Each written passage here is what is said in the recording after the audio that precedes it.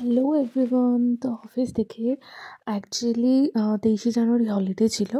আর বলতে গেলে 2 দিন লিভ নিয়েছিলাম, মানে টোটাল হচ্ছে গিয়ে 3 দিন আর সানডে, মানে 4 দিন টানা ছুটি।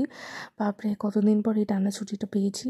আসলে কিছু পার্সোনাল কাজ ছিল, সেই কাজগুলো না করতে পারলেই নয়, তাই জন্যই ছুটিটা নেওয়া। তো কালকে 23শে জানুয়ারি যেহেতু সব কিছু অফিসিয়ালি বন্ধ থাকে, কালকের কিছু করা হয়নি, তাই জন্য আজকে সকাল সকাল উঠে পড়েছিলাম বেরোবো বলে। আর এই যে উপরের যে শার্টটা, সেটা আগের বছর পুজোতে নেওয়া। তো এই বছর যে আমার গায়ে হয়েছে, সেটা মানে আমার কাছে ভীষণ একটা ভাগ্যের ব্যাপার। কারণ যেহেতু ডায়েট করছি, যেহেতু একটুখানি হেলথের দিকে নজর দিয়েছি, সেই জন্যই হয়তো হয়েছে। আর হ্যাঁ, জিন্সটা হচ্ছে ওভার সাইজ জিন্স।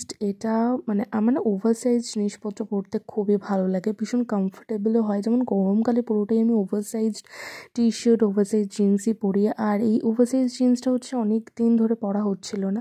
তো আমি ভাবছিলাম এখন যেরকম একটুখানি ঠান্ডা কমেছে, তো এই সময়টা যত ধরনের ড্রেস মানে কমফোর্টেবলি পরা যায়, আমি চেষ্টা করি সেগুলোই পরা। তো অনেকদিন এই শার্টটা পরা হয় না। এই শার্টটা ভীষণ আমার ফেভারিট ছিল, এটা আমি বাজার কলকাতা থেকে নিয়েছিলাম।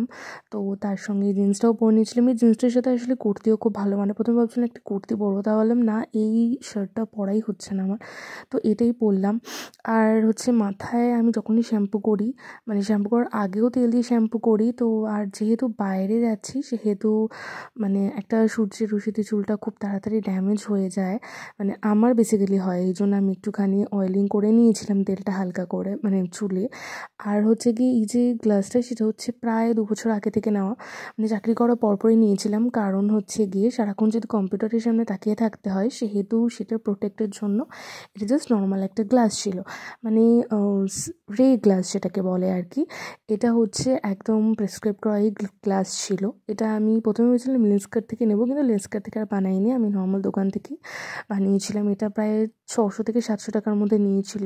আমি সরু ফ্রেমের মধ্যে, কারণ মুখের সঙ্গে আমার এটাই মানায়। তো এই গ্লাসটা পরাই হচ্ছে না, তো অফিসেও নিয়ে যাওয়া হয় না আনফর্চুনেটলি, কারণ চশমার সঙ্গে আমি খুব একটা কমফোর্টেবল নই। এই জন্য এদিকে যার জন্য বানানো, সেই জন্য ইউজ করা হয় না। তো মাকে জিজ্ঞেস করছিলাম, মা, যে আমি সানগ্লাস পরবো, আর আমার হচ্ছে লাইফে দুটো জিনিসের ভীষণ শখ, সেটা হচ্ছে সানগ্লাস জোগাড় করা, আর হচ্ছে ওটাকে কি বলে, মানে শুয়ের শখ, আর হচ্ছে বিভিন্ন ধরনের সানগ্লাস। এই দুটো জিনিস আমার ভীষণ মানে কালেকশনে ভালো লাগে।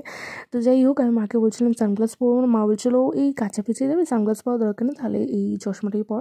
তারপর চলে গেছিলাম এই সবজি কাকুর দোকানে। এই সবজি কাকুর দোকানে অ্যাকচুয়ালি কালকে আমাদের পুজো দিতে যাওয়া আছে, সেই পুজো দিতে যাওয়ার জন্য এনাকেই ফল রেখে দেওয়ার কথা ছিল।